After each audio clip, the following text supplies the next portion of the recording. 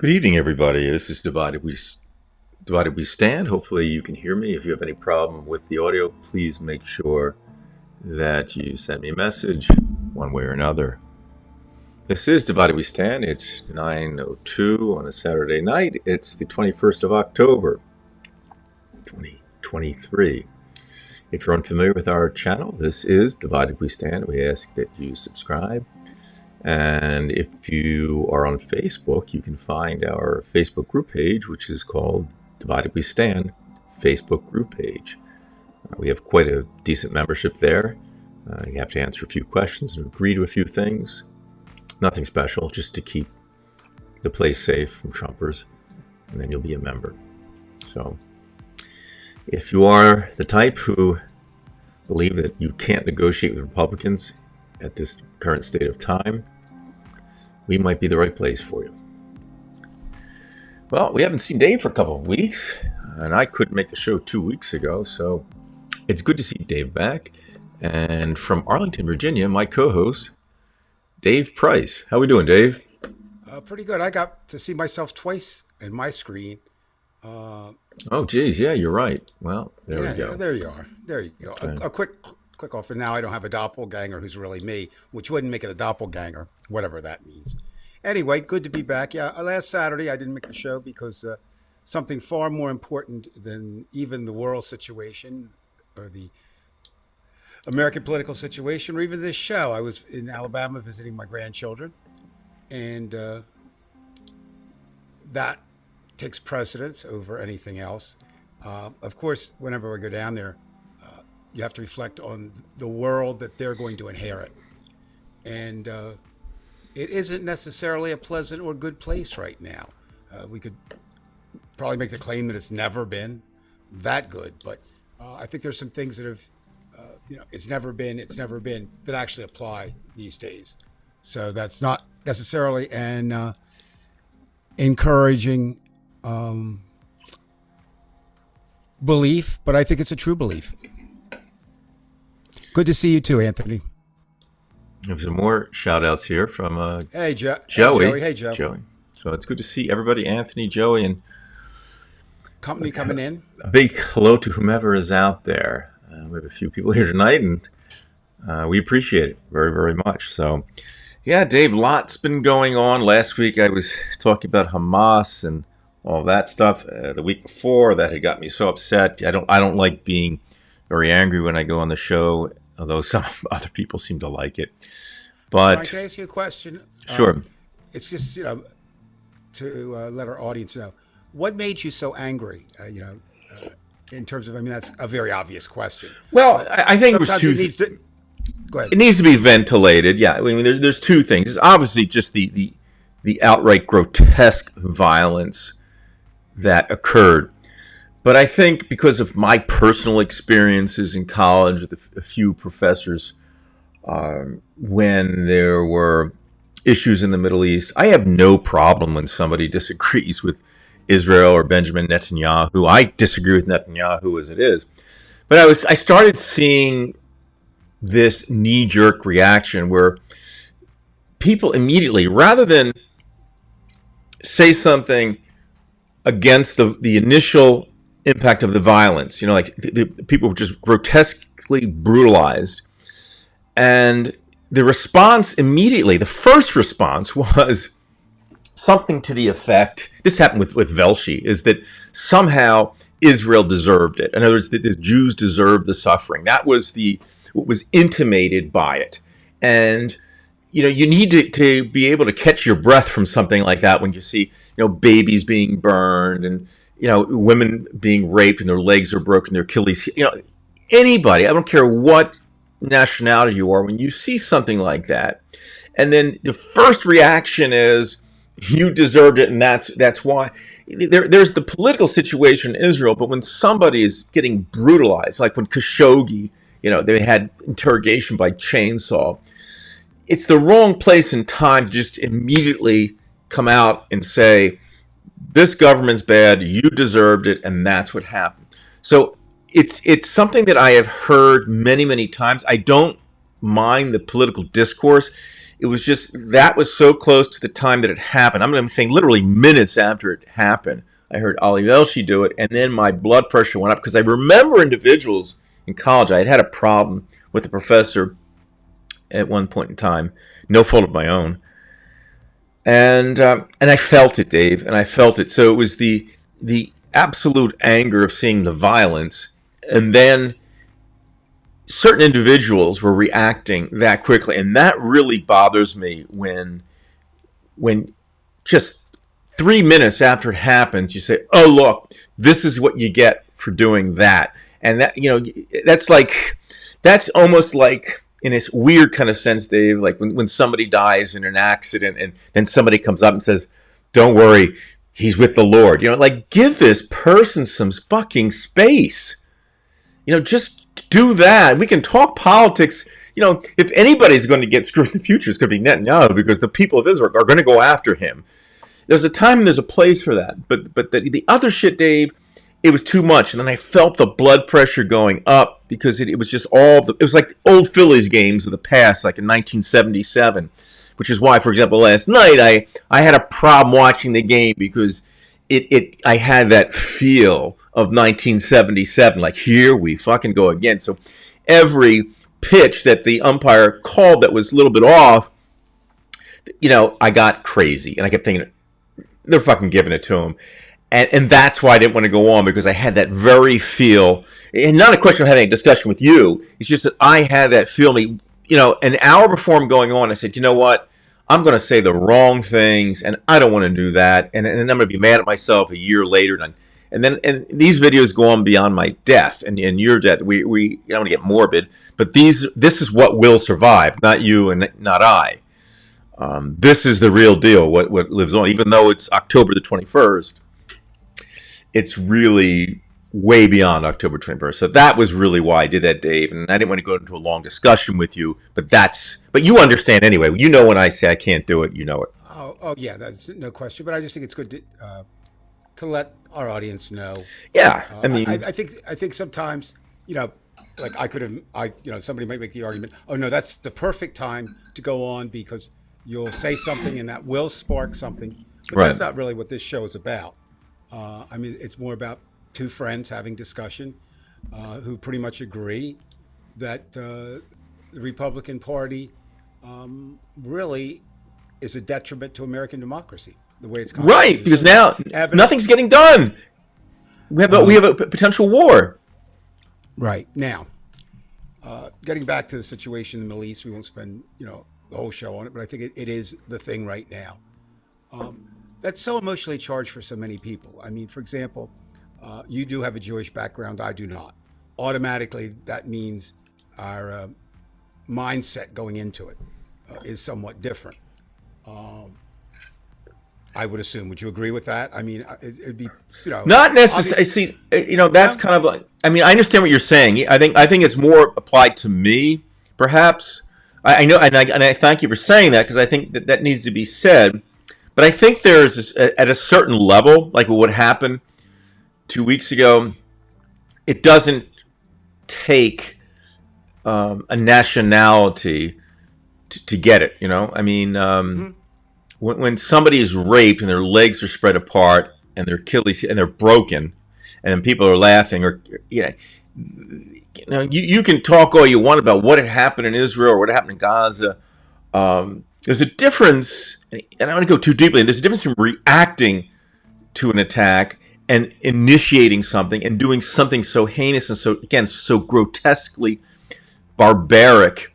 And again, that was the first part of it. But the second part is, I think that there are people who can realize that, like, shit, I don't want to go on and talk about Israeli politics like 3 seconds after that and start blaming the Israeli government and say, you had this coming, bitch. You deserve to be raped, and all that kind of thing. That was bothering me all day. And again, I could not deliver it. That has to be said. But I think that the average intellectual like yourself understands that. So I don't think you had to be Jewish to understand. I don't. Like Strange Fruit. You can listen to that song, and you don't have to be black to understand strange fruit, and it should anger you because it's just it is what happened, you know. Right. Um, Thank you, silly. I think the idea, of course, the tragedy. There's so many tragedies in that situation, but I I feel sort of safe in saying what little bit I know about the situation. Probably no one who ever took a political stand to cause a problem on one way or the other was being raped, right? It was the innocent. Right. It was the people. And that's, it's one thing for soldiers. They know when they join that there's always a potential for danger, but it's the civilians and the idea of terror. And then um, the thing that also worries me a little bit, it's sort of like guns in America. Have we just become inured to it? It's like, the Middle East, it's just, well, that's the way it's always been. That's the way it will always be. You know, The rich why? will be with us always. Like or that you never. Yeah, And or the poor will be with us always. I'm sorry, I got that yeah, backwards. yeah. And of course, again, this situation, now we'll bring it back to American, we'll reflect on American politics. People will judge America's reaction by the president's reaction. And of course, there will be people that disagree with whatever he does. And that's not a reason to shut them down. It's a question of how much blame does Joe Biden, or if Donald Trump were in office. I mean, the same thing would hold. You'd have to look at it. It appears that Biden's trying to thread a needle, between identifying the tragedy of people and then our support of Israel. And Keith's right. The question remains, how do you fix it? Keith, if we had an answer to that, we could be, we would certainly win every peace prize. And you're really negotiating, Keith, with three groups. It's the Israelis, the Palestinians, and then there's Hamas. Because this has always been the key. It's within the Arab world you have great issues, and some which are just not going to accept even a two-state situation. So the ideal thing is to have a two-state situation going on, but it's you got to have an agreement for two states on both sides. Arafat almost had it, and he let it slip. Well, and of course, 48. We do have. We don't have to go all the way to the Mideast to look at the reflection of that tragedy. We have the 6-year-old killed in, I believe it's Michigan, right? I think it was Michigan. Right. Where Right. Stabbed. Yeah. Was it Michigan? I'm not sure, but anyway. But I just but it was. Can somebody out there look it up? I'm not going to be looking it up right now, but it's horrible. He was stabbed like 6 times. A kid. He was a little kid, and his mother was stabbed too. She had a And again, it was very simple. This person obviously did two things: either hated Muslims or felt that they weren't even human, right? And then did you see that guy, Dave? Well, yeah. I mean, that's frightening.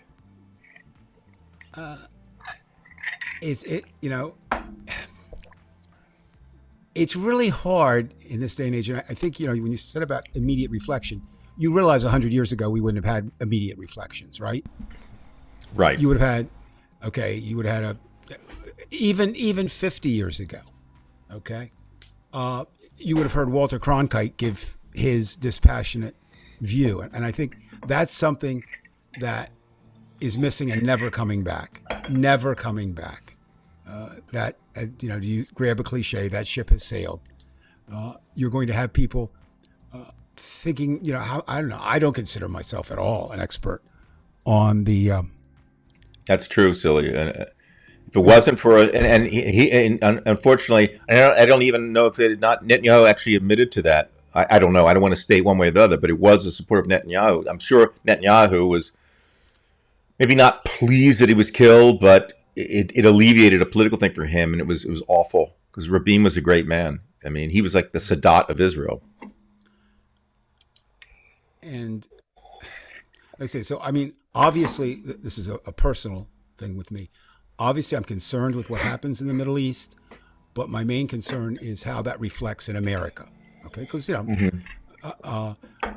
it may well be, and I don't know how that will play out. There seems to be a feeling when gas is, $5. It's, I don't know what it is down in Jersey. It's not $5 here. It is in some places. I think here it's $3.99 in DC, but that's $4. They're giving billions of dollars to Israel. Is that worth it? Well, that's a question that we have elected officials for, right? I mean, I don't know. How do you put a price tag on what's going on over there? Same thing for Ukraine. And there you are. Let's look at that for a minute. Which situation do you think? And again, this is total speculation. It's just, we won't have any evidence for it or any solid evidence for it. Which situation do you think concerns more Americans? The Ukrainian situation, Ukraine, Russia, or Hamas, Israel?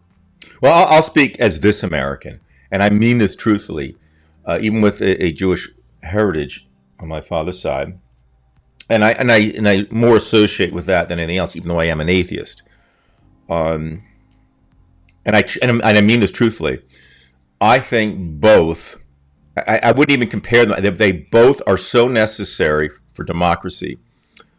In terms of Eastern Europe, you need a democratic Ukraine. They're fighting for democracy.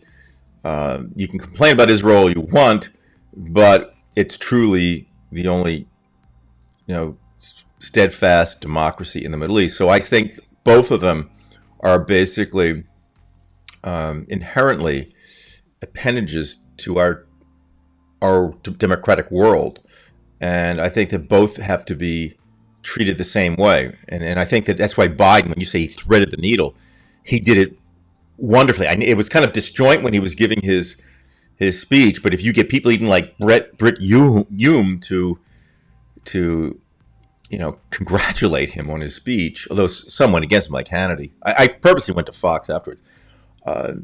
Biden said it. I think this was a great moment for him. I mean, he's saying that, we know in this country democracy is at risk. And then we have two friends, despite all their issues, they need our help because the people around them, and I'm not just saying like just Gaza, but I mean, you're talking 23 nations, Islamic nations around, and not all of them. I mean, look, we're even friends with Saudi Arabia, and that's just awful. I think that both of them, at a fundamental level, are the same importance. The only thing with Israel is that you have a country like Iran who's so willing to blow it all up. I don't know. As crazy as Putin is, I don't think he's willing to nuke Ukraine. I think Iran would definitely nuke anybody. Don't you think too? I mean, it's sort of like in, from what I understand, I wasn't alive then, but in World War II, there was a difference in Americans' feelings toward the Germans and the Japanese. One was more Germans. There were more German Americans, we'll say, right, whatever. Right. And I think this maybe holds true here too. That because 9/11 was a Muslim attack on America, no question about that. All right, because the infidels, right, and that's another, what should I say? Way for people to decide their views, right? Now, I think another situation that I hope someday, although it won't return a person to the earth, it would be nice to know the truth, is the hospital bombing, the one where 300 were killed.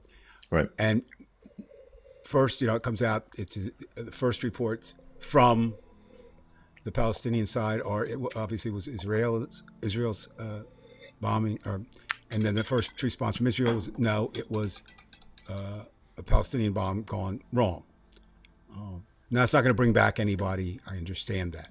But what I do think it does, it encapsulates this idea of two problems that we have. People make up their mind without facts, right? And they express their opinions very quickly. Um, so, um, where does that leave us? I was having a discussion with a person of Iranian descent here. And of course, his feeling was he was livid that the United States would choose sides and send billions to Israel. Well, choose that side. Right, exactly. Now, yeah, it chose the other side. So again, that's why I do think that obviously, ethnicity, the way you were raised, all this factors into how you view a situation where things can be disputed, right? Certain things can't be, but other things can be. Atrocities were committed on both sides. Children were killed. That's an atrocity, correct? I mean, it just is. Right. Well, look, we had atrocity. Well, deaths were occurred. Now, again, one is reacting to something that's happening, and one thing is just going at them, and that's a big difference. I don't disagree with that. I'm just saying, but still, a child. Well, yeah. Well, then we can blame God. Everybody dies. Then God's at fault. And that's fine if that's what you okay, want we to can do. blame him as the ultimate killer. Well, yeah. Okay. Whatever. Yeah. But I mean, the point is that we really need to look, at America's reactions to this. And right now, that's impossible because of your friends, the Republicans in Congress. So let's talk a little bit about what's going on. And that's a big issue. Because really, it's a huge issue because it affects the two that we're talking about, the Ukraine-Russian. It also affects Palestinian-Israeli. And of course, even more closer to home, it affects the actual functioning of the American government. Wow. Isn't that something? Interesting. I would like to get his opinion of what she said to him, silly. What she said to you. If she mentioned, I mean, if it was just a day, who knows? Maybe she didn't go too deeply into it. Yeah. There are reports America funded Hamas. I doubt that. See, Keith, again, speaking to everyone, but using your comment as a thing, we have to ask. There probably are reports. Okay, are those reports true? Right. And that's, Brian, I guess that's what, as a former journalist, frustrates me so much, is the fact that there is truth. Okay, there definitely is truth. There's sometimes there's shades of truth, or nothing's black and white. There's gray, but there is truth out there. I mean, that's there is, and the stakes are so high in these world situations. But see, Dave, I'm going to interrupt you there if you don't mind. Right. You're right that the truth is so important, and now you're getting at least some reports from different organizations outside of Israel. Like for example, the BBC, getting independent people to say, okay, this really can't be the Israelis. Whatever you think is fine. My problem is it won't even matter. Let's suppose again. Let's have a thought experiment. Let's suppose, as they've reported in on the BBC, in different news organizations, that they've had independent observers looking at the videotape and say, okay, well, that wasn't an Israeli crater. That was definitely from a misfired rocket. Al Jazeera had a video, not knowing that was actually going to help out the Israelis' cause. But let's suppose it turns out that Israel didn't do it, even though some people still may believe they don't. It won't matter, just like it doesn't matter that for January 6th, we say this is an insurrection, this was violence, Trump lost. It doesn't matter. You could show them the voting rolls, you can count it 3 times, and that's my fear, Dave, not just for this country, it is around the world. It is in Russia with the media, is that, yes, facts are facts, but it's such a level now that the academic person who can look at facts and say, okay, I believe this, but because of the facts, I'm going to have to change my mind. I'm going to have to just throw away how I grew up or whatever and say, look, this can't be because 2 + 2 does equal 4, as it turns out. And this is the problem now because facts just don't matter anymore. It's just emotion. It's kind of like why you have so many murders of passion, because they're passionate and they throw logic out. Certainly supporting what you're saying is the most recent poll, and again, I will always say this, I am more skeptical than I've ever been in my life about polls. Too many pollsters, too many commissioned polls.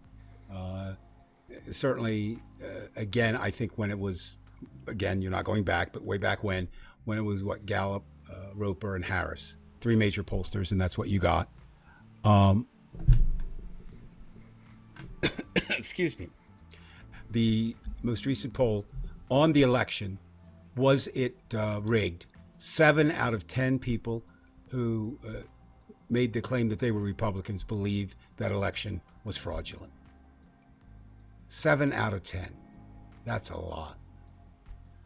And I think the irony of it is, Brian, is the fact that I feel relatively safe in saying that was the most observed presidential election of all time. I agree with you. You know, looked over. And we see that still playing out now this week as we have to every week, as we turn to the Trump front and look at what we have. We have two key figures in Trump's world, right? Mr. Chesebro and Sidney Powell, both attorneys. Right. Coming forward and taking a plea in Georgia that certainly is not good for Donald Trump, I would think. You know, it would be pretty hard to say that if two people agree to accept the responsibility, and we could argue all night about whether the penalties were stiff enough, and we have to remember too that if the penalties aren't stiff enough, we don't know what kind of deals were made. We obviously there are subjects involved in this that are greater, Giuliani being one, and of course the ultimate being Donald Trump. What do you make of the two, Chesebro and Well, I'm only seeing just the fact that they gave in. That, to me, now you're going to see a cascading. And I think Jen Ellis is just frightened right now because she stands to be in a lot of trouble. And she really doesn't want to have to pay for that. So I think you're going to see Jenna Ellis, she's going to turn on Trump. But this is where it gets dangerous, Dave. Because the three people who really are targeted right now, and they know it's coming. It's Trump, Mark Meadows, and Rudy Giuliani. Actually, Eastman too.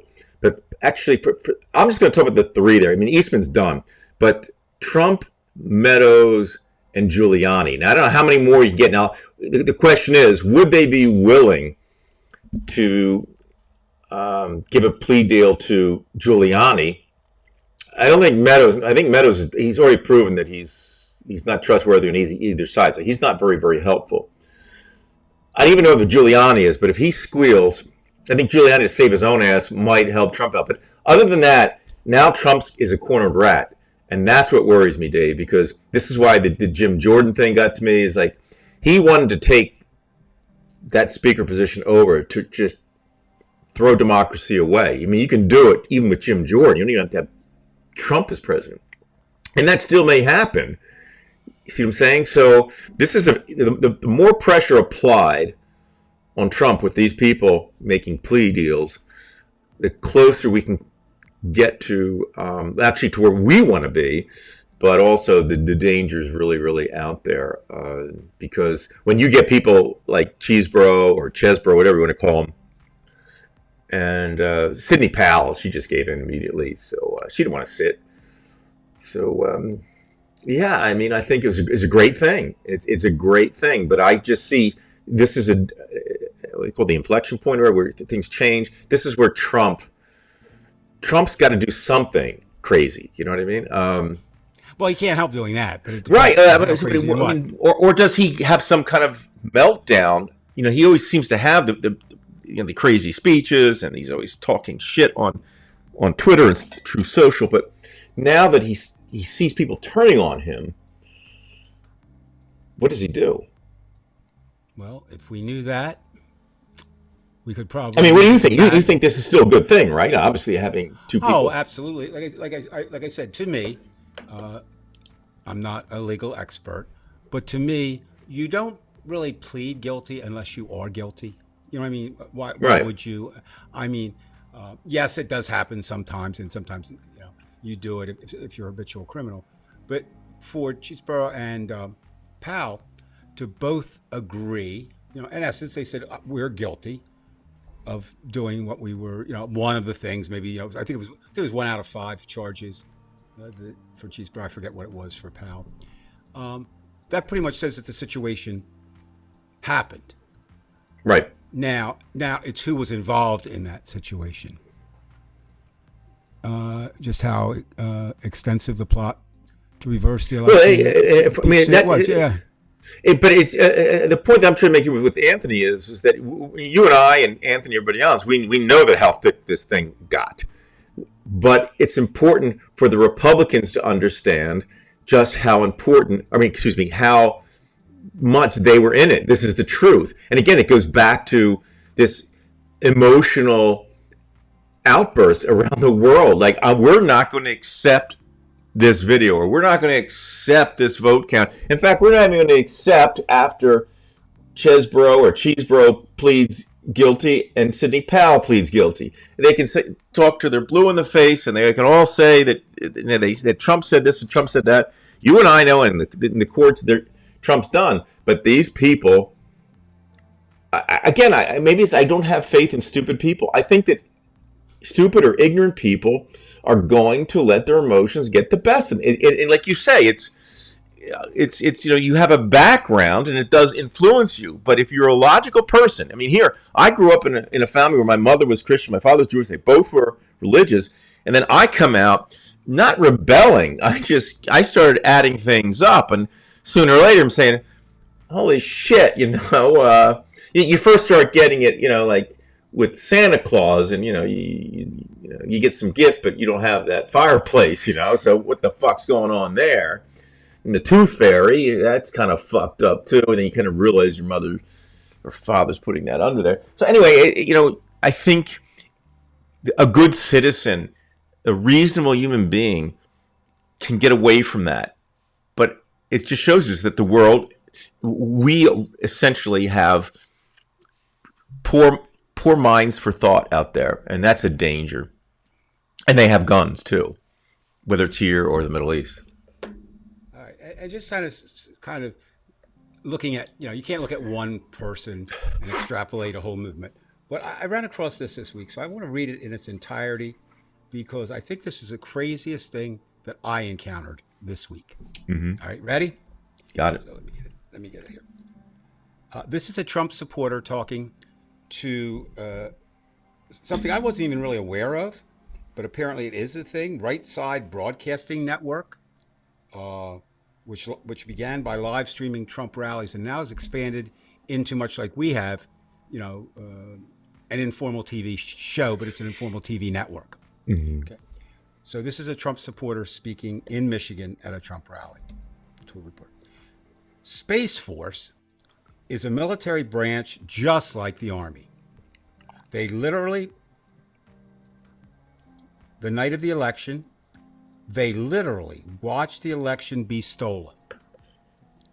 They excuse me, they watermarked the ballot.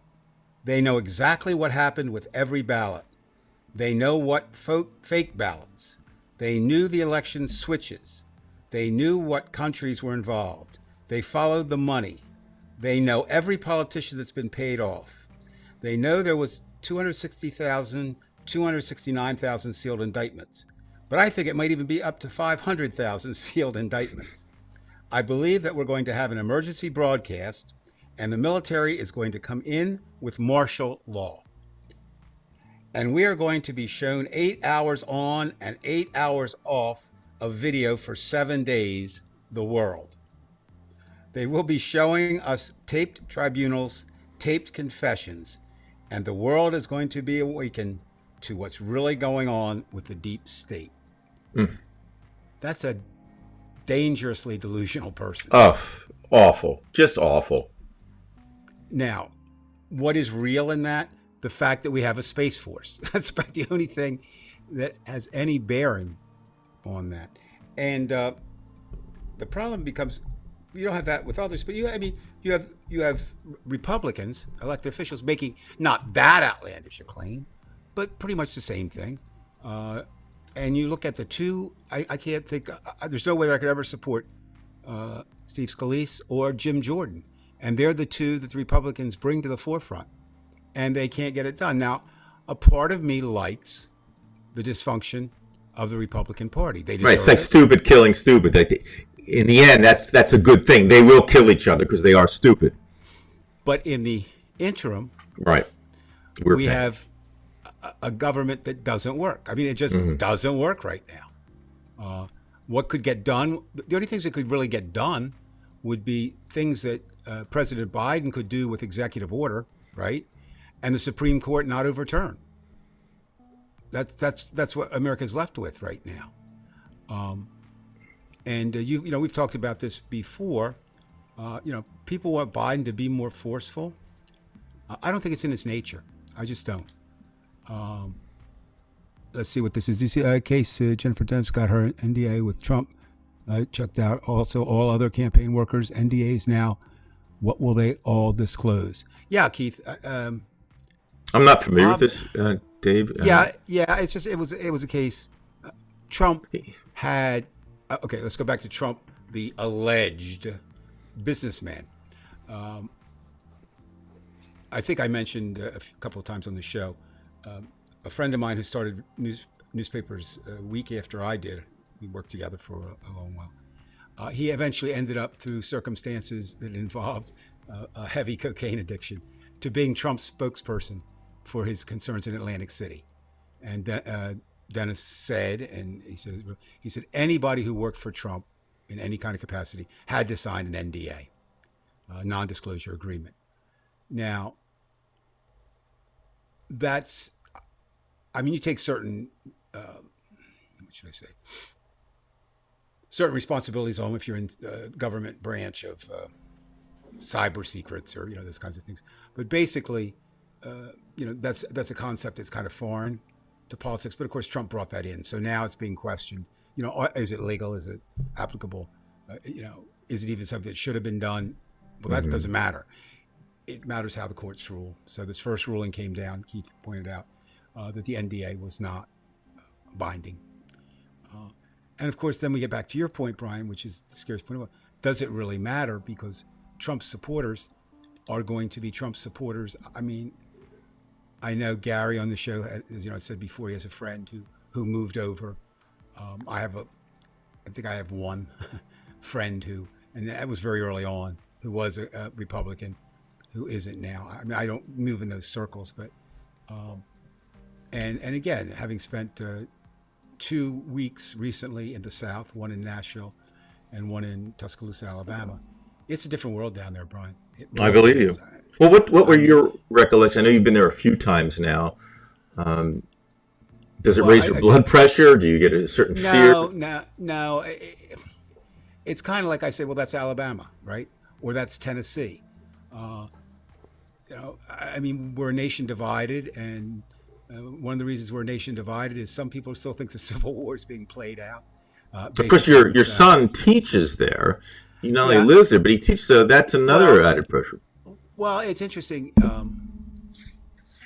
My granddaughter is very political right now. She's 15, and in fact, son's liberal. She's more liberal than him. She may be more liberal than me, which really strikes me odd. But she has problems talking to her friends, about what can be, what can't be. The little situation, not politics, but arose over one of the students saying that's so gay, and she felt that was offensive because that's one of her causes. I know she's very intelligent, very precocious young lady. Yeah, and she's ahead of her time, so to speak.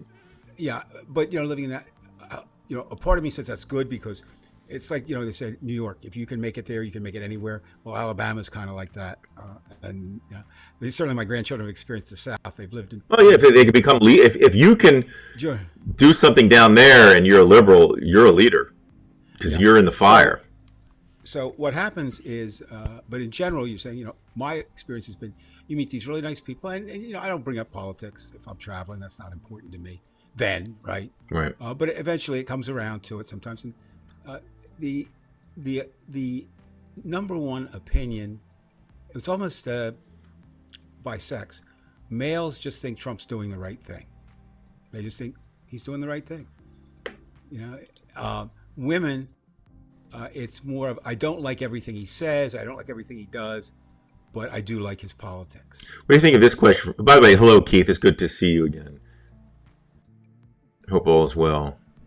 Well, What will happen to Trump supporters if he passes? That's well, I think who's worried about that right now, Keith, more than you and me and Brian and anybody watching this show now or in the future.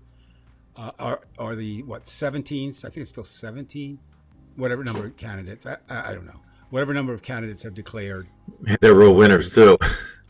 Well, yeah, they're all trying to figure out where they fall. Chris Christie, for example, the former governor of New Jersey, whom I know the best of the group, has decided he's going to be the anti-Trump, right? That's his role. That won't fly. Pence is trying to say he's really the true conservative religious person. That's not going to fly. And he could have used what he did to save democracy as much as he's a schmuck. He didn't do much, but what he did was important. He didn't even want to use that to help himself out. Well, no, I guess you saw that he endorsed Jim Jordan for speaker. No, I didn't see that. But, I'm not surprised. Well, and now back to more direct to Keith's question. What happens is there'll be a tremendous battle for the Trump mantle. You could look at Trump's lifestyle and say, well, hasn't he died, before? Well, he hasn't. He's still with us. Right, but does the boiling point temperature go down a bit when he? No, I don't. Well, because there isn't a personality like him left like that. But, a media magnate. Well, no, of course not. But I mean, would you rather have Jim? I mean, not this again. No, I mean, I know what you're saying. Yeah, they're all scars. I mean, there's this. We'd be comparing scars, but I'm just saying there's a certain tenacity, indefatigable way of this man that he doesn't sleep. They actually have a name for it now. Trump deranged syndrome. Sure. If you follow him, and that's essentially what it is. It is. I know that. Right. But they don't know that.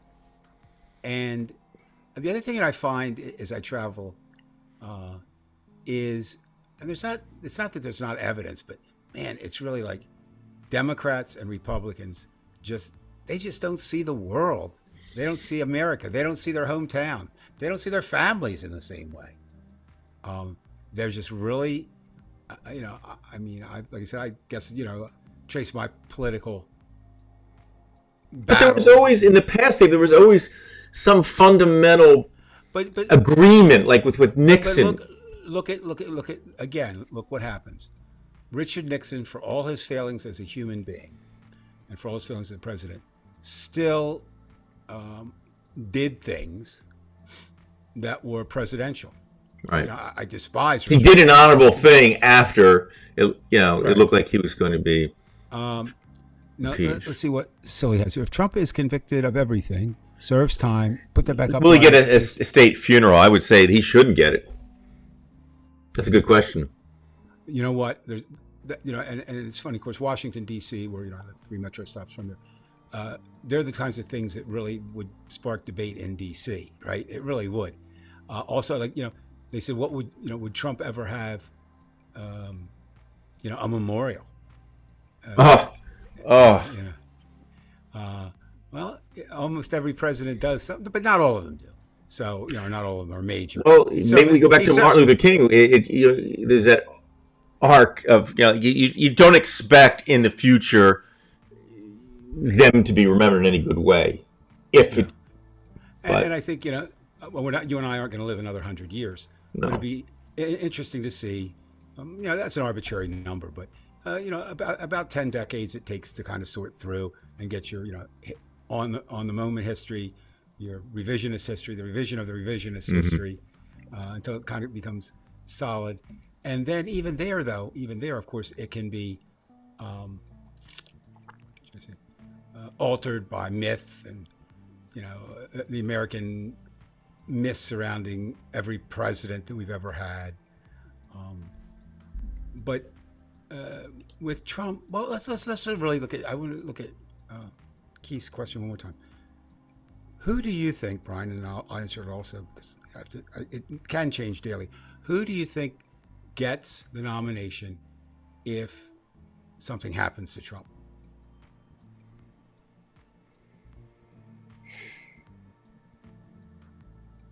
First of all, my guess is it won't be a female. Okay. Second of all, it won't be a candidate of color in the Republican Party, because I think in the end they won't vote for a person of color. Scott. And I would also, Ramaswamy or whatever his name is, I don't think, as much as he seems like the guy, he's too, I don't know, maybe they do like the slippery types, but I think that out of this, maybe even somebody else would come. Maybe I can't see even Christie, unless the moderates somehow. There has to be a war within the Republican Party before this all finishes. Is right now. Right, there is right now. I mean, you mentioned before, it's really a three-state solution in the Middle East.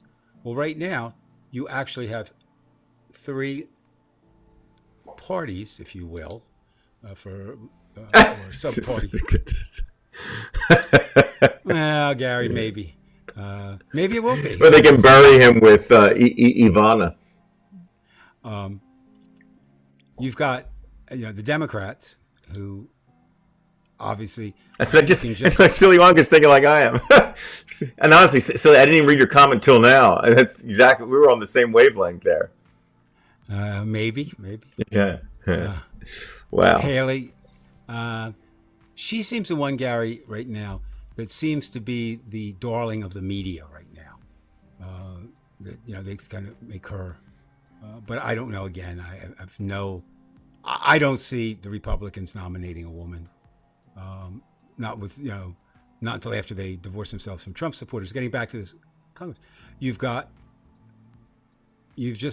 Republicans don't have enough on. There's no moderates. Let's not kid ourselves. There's like maybe 10, but we'll call them the moderate radicals and the radical radicals. Okay, for the Republicans, and I don't see how they're going to get a vote. I mean, I don't see how they're going to agree on anybody. Well, do you think they're going to cannibalize each other like they're doing now? But do you think it will actually get to the point where it'll hit red alert? Meaning, just a complete breakdown of the government. They don't pass a budget, and then Biden has to take some very strong measures. Well, self-delusion is a wonderful thing, Silly. Certainly, there's a belief that a pretty well-founded, I think, belief that both senators are gay. I think the interesting thing was, on House of Cards, the Kevin Spacey character was a senator from.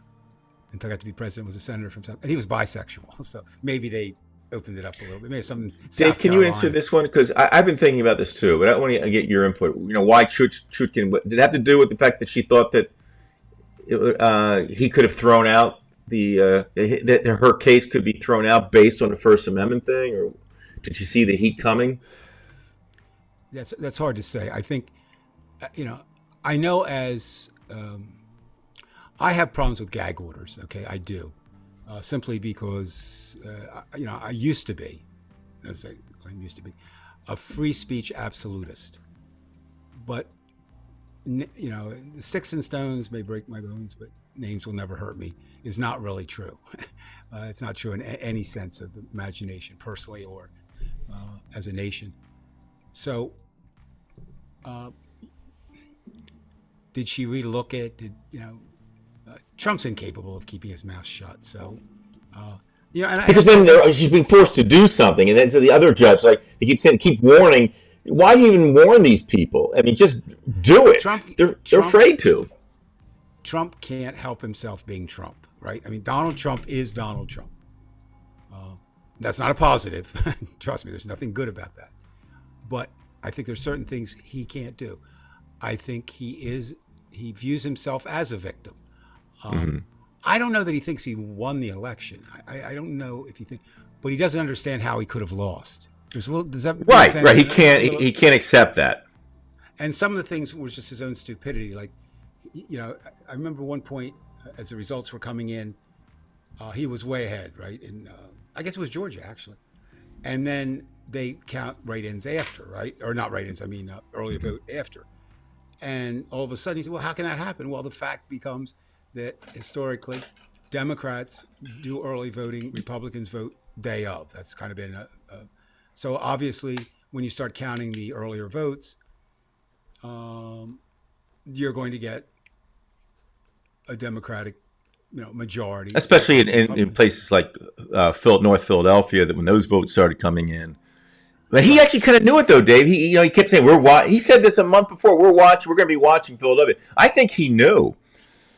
Well, the problem becomes, is we don't know what Trump knows, if that makes any sense. In other words, we don't know. It's so outlandish that it's foreign to or at least foreign to my mind, that a person can actually think the things that he says. But maybe he does. Obviously, he. Well, look. Ken, let me ask you this. I mean, I'm interrupting. I'm sorry, but I'm going to lose my track. Maybe this is a question for a psychiatrist, but can he at the same time know what the truth is of the election, but at the same time flip his mind and then tell himself that he did win? Like, can a person do that, where they do two things at once? Like, in other words, they say, I kind of know it, but no, I did win. I don't know. I mean, is that a possibility? I think it is a possibility. I think probably a more possible thing is that if he is aware that he lost, assuming that he is, then he's using this as a political way, to muddy the waters, if you will, to gain sympathy and support. I always find it interesting in people like Donald Trump, though, that he portrays himself as this powerful person, and he's a weenie whiny baby. I mean, right. Really, he's a weenie whiny. He acts like a spoiled child when he doesn't get a toy. Right. And I want that. Then he cries all the way down the aisle. Right.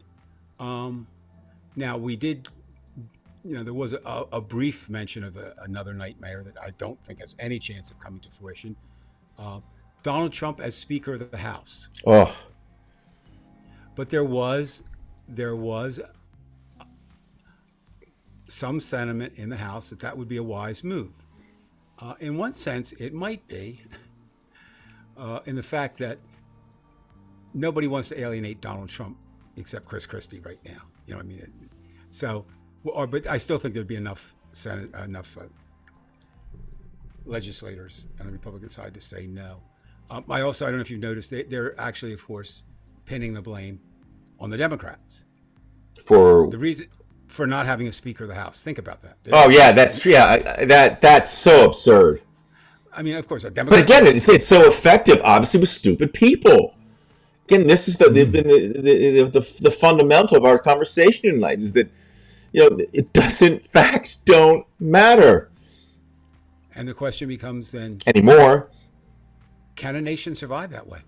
No, that's my fear now, is that and maybe, as you've been saying, it's maybe the speed of which propaganda can shoot through social media, that it's the evolution of it. There's just too many of that species, even though it may not be the right one or the strongest one, because it has so many, that people like us are just going to be drowned out, if not killed.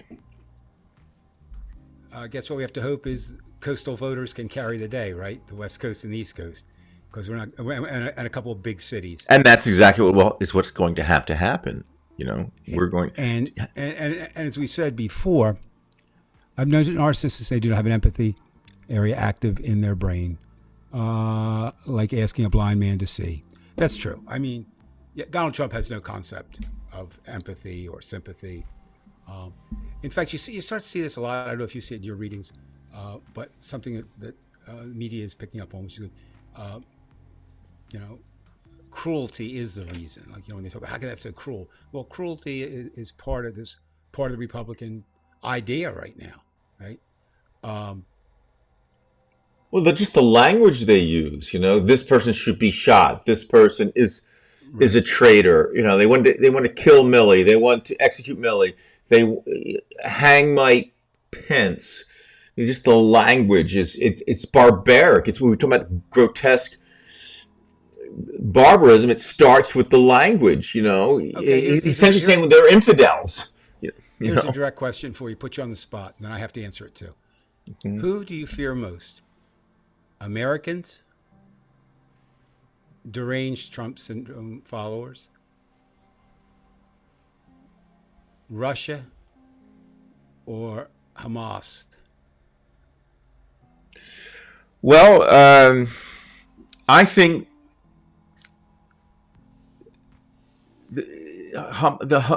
let's just say the terrorists, the Islamic terrorists, in a certain sense, are the most extreme of the three. I mean, Christopher Hitchens would Correct. tell you that, but they are they have fractional issues between each other, between the Sunnis and the Shiites, and they don't really have a power structure that, say, Russia has, that we have.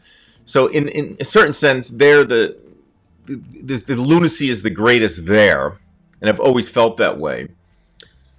Only because, first of all, they're very super religious, and it's just insane. But I think what you're getting at with me is who potentially for us is a greater problem. And I would normally say Russia because they have the nukes, because they could have the army, but they have their types too. They have their trumpers. But I still say you have to take care of your issues at home first. You can't get anything done in Israel, Ukraine, unless this thing is done here. So I would answer you this way, Dave. I think that the number one issue has to be our backyard. You have to get your own home settled before you can deal with your Well, neighbor.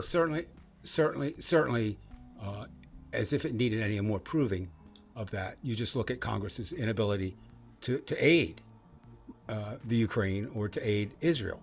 Uh, they can't even agree on a leader.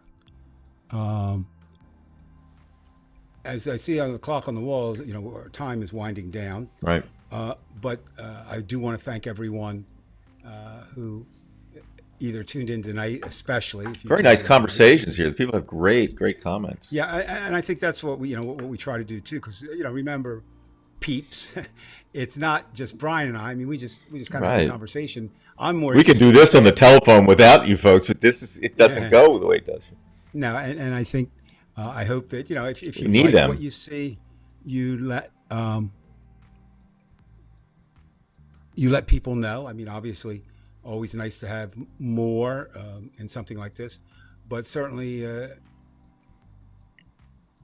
we do appreciate whether you listen now or listen later. Listen, view. I guess you do viewing too. So, Brian, with that, I think I'm going to sign off. What you and leave the I closing for am you. too. Because I know we don't have to check out the Philly. I know they're winning 4-0 right now. Is that there were two Well, I had games Joe, tonight? your buddy Joe Tex has been texting me, and I have not answered him back at all. I've had 14 texts since we went on the air. He and Mike Villella are going back and forth, Okay. but I think they're a little bit too optimistic. I wouldn't have unless they're winning 12-0. I'm not optimistic. Okay. So the Brian. Phillies saved me last week or 2 weeks ago. Got my mind off those issues for 3 hours. All right. So So hopefully we'll see everybody next week. yes, Dave, thank you. I hope all is going well, and we'll see you next week.